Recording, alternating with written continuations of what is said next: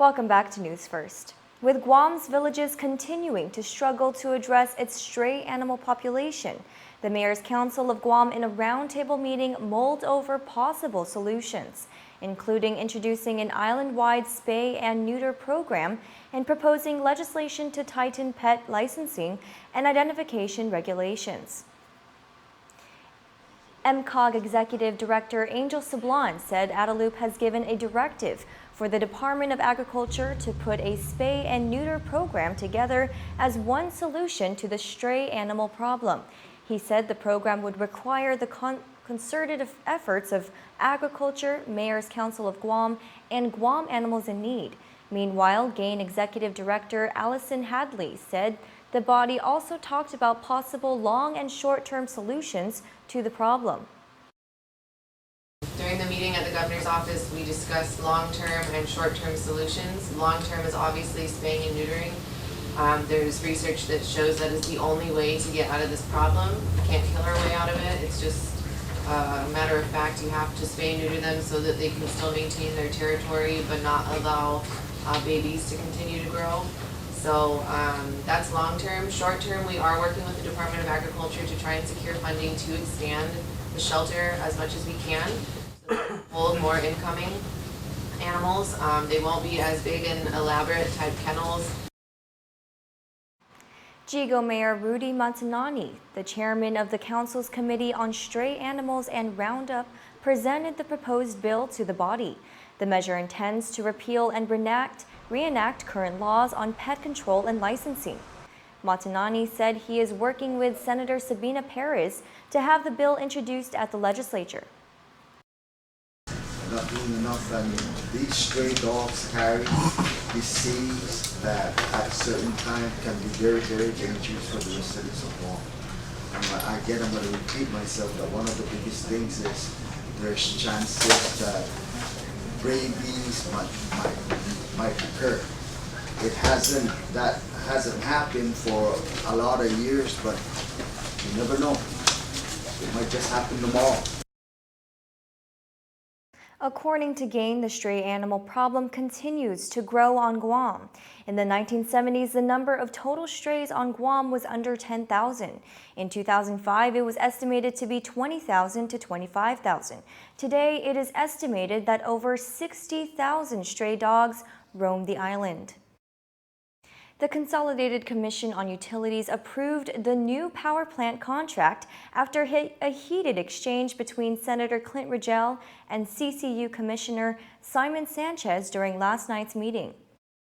Rigel is pushing for the rejection of Guam Power Authority's proposed new power plant contract. The contract in question was awarded to Korea Electric Power Company, or KEPCO.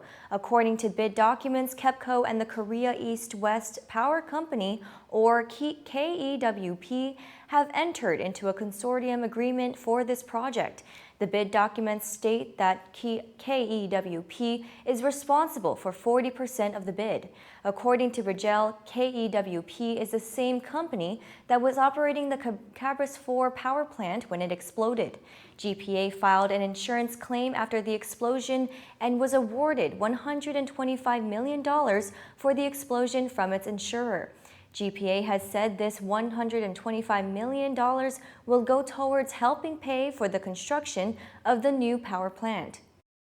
There's a lawsuit against KEWP by the insurance company that paid out the $125 million for that explosion. So, to me, I don't understand how you can award a contract to a company that's already in litigation right now, being sued and accused and being sued of being at fault for the explosion of the Cabras 4 power plant. In an interview with Patty Arroyo on News Talk K57, Rigel said last night's meeting was unproductive because instead of answering his concerns, the meeting had become an oversight meeting on him. Sanchez also called into K57, saying he respects Rigel and that the senator is entitled to his own view of the contract. Sanchez also responded to the senator's litigation concerns. There's going to be risk in any agreement. And I think you can't eliminate risk, and you can't walk away from a proposal just because a subsidiary got sued in a $17 billion company. I mean, companies get sued all the time. That doesn't mean it's true. The power plant contract now goes to the Public Utilities Commission for final approval. Meanwhile, Senator Rogel is also scheduling an oversight hearing on the matter next week. There's a new shop in town, this time offering affordable clothing for plus-size women. Let's check it out. Specializing in curvy with a sprinkle of petite, Deseja opened its doors on March 2, 2019, with a soft opening and blessing. This family-friendly boutique shop is centrally located in Hagåtña, where owner Lou Suarez says is close to home. Named after their 3-year-old daughter Deseja, Suarez says the name packs a lot of meaning into the store. Well, Desea means hope, wish, and desire in Chamorro. And for me, it was a play on words regarding shopping. When we women go out shopping, many times we're hoping and wishing to find that perfect something. Suarez says that shopping as a curvy woman on a budget does come with its challenges.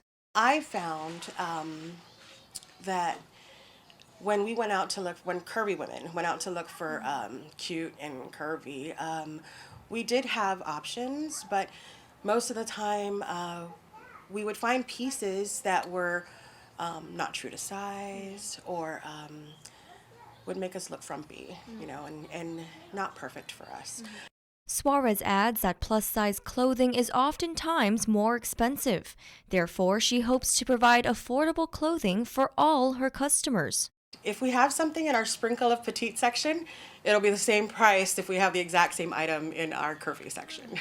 When sourcing for clothes, Suarez focuses on comfort over style. However, she adds that choosing comfort over style doesn't mean you have to compromise on being stylish. We specialize in casual curvy women's clothing, but our pieces can be dressed up or dressed down. So we carry pieces that work for all ages, really. I mean, you're only as old as you let yourself feel. So even if you're a woman of a certain age, we can help you find that piece that'll make you look great and feel confident.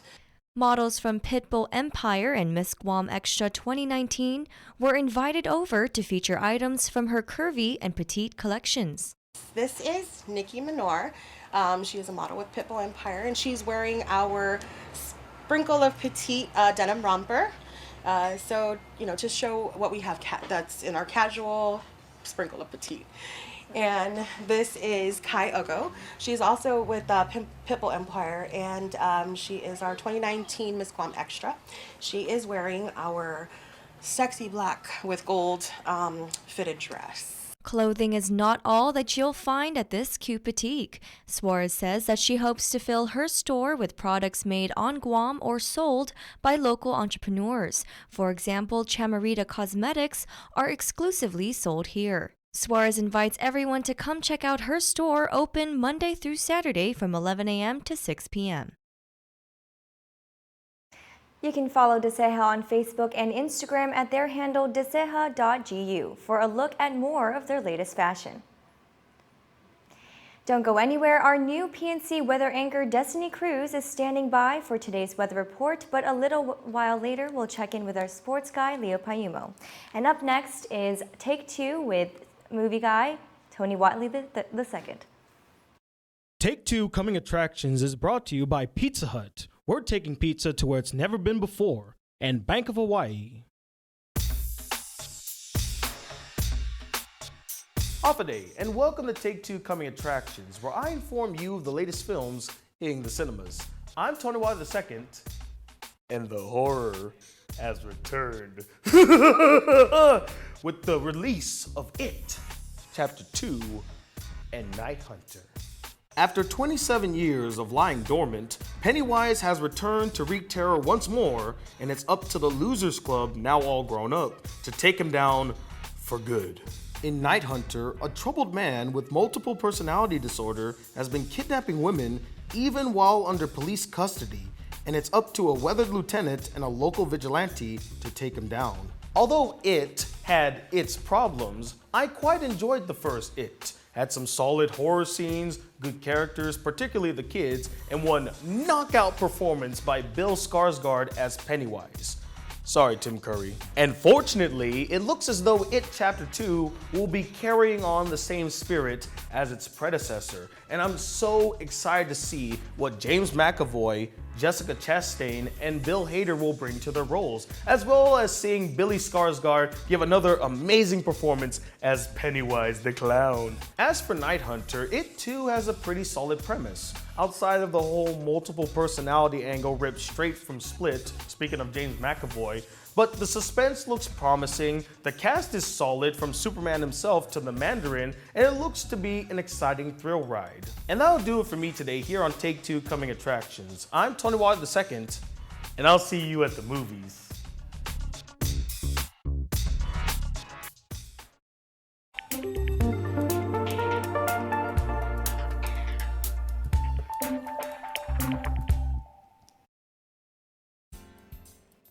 Hafa day and welcome to your local weather forecast. I'm Destiny Cruz and thanks for tuning in. Tonight we can expect mostly cloudy skies with our lows at 78 degrees. Light and variable winds persist with southeast winds at around 8 miles per hour.